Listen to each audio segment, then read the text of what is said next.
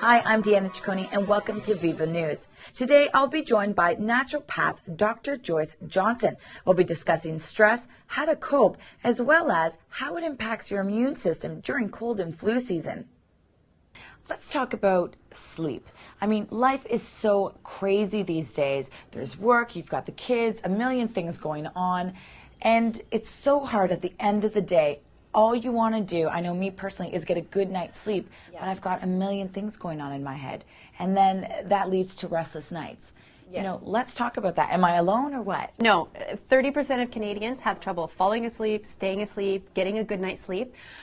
We sleep an hour less than we did 25 years ago. So sleep deprivation is across the nation. So then what can you do? Is it diet? Is it exercise? Is it a combination? It definitely is a combination. So, I mean, exercise, we know that exercise is very good at helping us to get better sleep. If you exercise too late at night, it stimulates you. So then sleep becomes difficult. So exercise is good earlier in the day. You know, the type of foods that you eat, you want to start to eliminate some of that caffeine. Right. So caffeine in different types of foods. It's not just coffee, so different types of foods like chocolate. Okay. Trying not to have caffeine late at night. Now all the sugary foods too. Yeah. And I know people like to have bedtime snacks. Snacks, of course. And if you're going to have a bedtime snack that's high in sugar, what happens is that your blood sugar levels go up while you sleep, and then they drop because it's a simple sugar. And when your blood levels drop, or blood sugar levels drop, your adrenaline surges, and that wakes you up. So you get that, you know, you wake up in the middle of the night like, and a little bit of sweat, and you wake up in a startle, and then you have to quiet yourself to go back to sleep.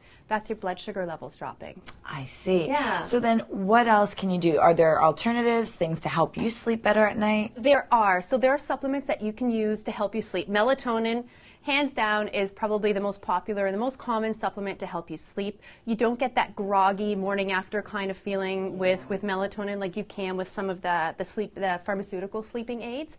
And it's a natural hormone that your body makes. It's a little gland in your brain, the pineal gland, that makes it. It makes less and less as we age, so that's when supplementation can come in. So melatonin you can get in a supplement form.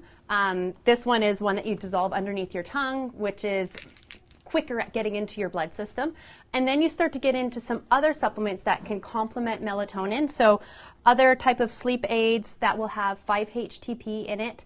And 5-HTP is like a serotonin precursor, and serotonin helps you to fall asleep quicker and stay asleep longer, and L-theanine, which also helps to promote a deeper sleep. So there are some options on the market and different supplements that you can take to help sleep. That's great. I think both of these.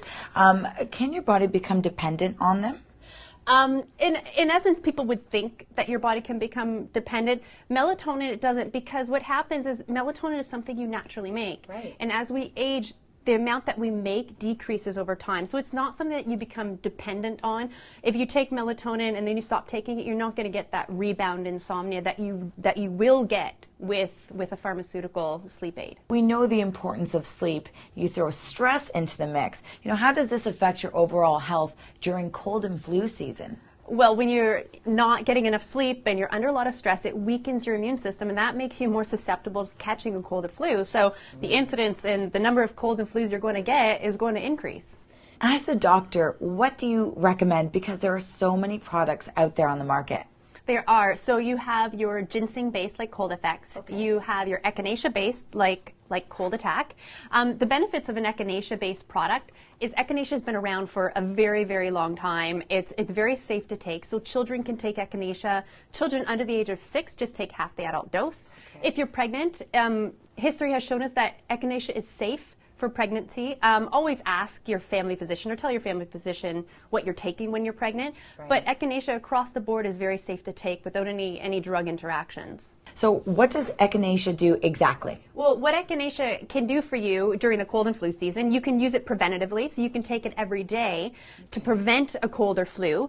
But then you can take it at the first sign of a cold or flu. So it can either, stop the cold in its tracks if you sort of get it at the right time and you're able to get in front or on top of the cold.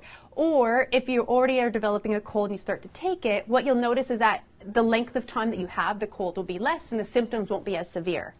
So what about vitamin C? Because when I think of colds, I think of taking vitamin C. Yes, vitamin C for sure. We can't discount vitamin C. Vitamin C has been sort of the gold standard. It boosts our immune system. It's fantastic to take. There are a lot of different kinds out there. So just to give you a little information, ester C versus regular vitamin C. And the main question I get is, why would you take one over the other? Right. And regular vitamin C is called ascorbic acid. That's the scientific term for it. So it's acidic. If you're someone that has heartburn, acid reflux, taking regular vitamin C in high doses, you know, during the cold and flu season can make that heartburn or acidity feeling worse. Ester C is actually calcium ascorbate, so it's been buffered with calcium, so it's not acidic. So for people that have these conditions or people that are taking like acid reducing medication, ester C is for sure the way to go because it's easier on your stomach and you're not going to get any extra acid reflux. That wraps up this segment. Thanks for joining us. I'm Deanne Ciccone for Viva News, and be sure to scan us next time.